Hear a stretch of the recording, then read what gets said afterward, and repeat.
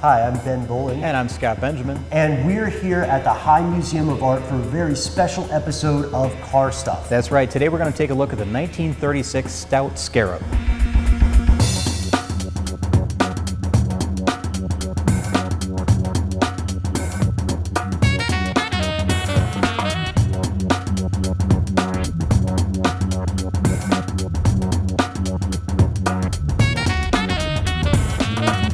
Okay, we're here in front of the famous Stout Scarab. This was built by William Stout as part of his Stout car company, and weirdly enough, this thing has a rear engine. That's right, the engine's way back here, and that's for a reason that we'll tell you about when we get up to the front of the vehicle. But for now, Ben, let's talk about the styling a little bit. Oh yeah, believe it or not, people thought this was a really ugly vehicle when it came out. Yeah, it's hard to believe, isn't it, when you look at this, because this to me seems like a beautiful design.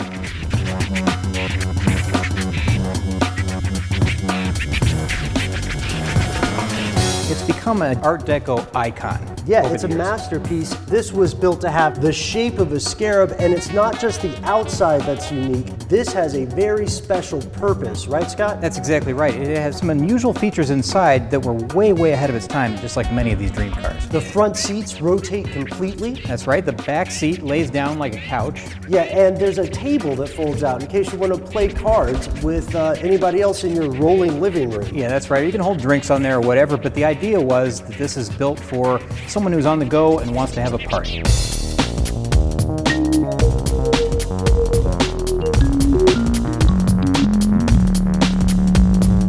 And this has a very low floor pan to maximize the amount of room inside the vehicle, because William Stout had this idea that he would make a living room on wheels. Sounds familiar, doesn't it? Now that is what Chrysler thought they would do in 1984 when they came out with the Chrysler minivan.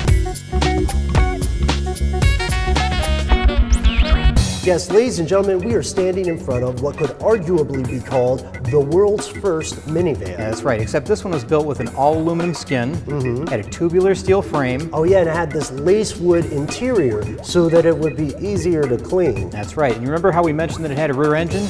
Well, that's so that there was plenty of room up front here for the driver.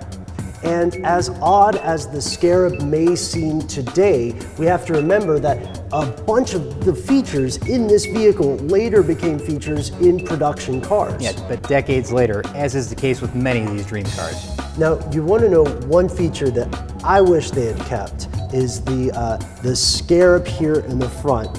Look at this and tell me that doesn't look like the superhero car of some crime fighter in the 1930s. Yeah, it seems like it. I mean, that's the Scarab Beetle right there, and that's the namesake of the vehicle itself, right? Yeah, like da-na-na-na-na-na-na-na-na-na-na-na-na-na Scarab.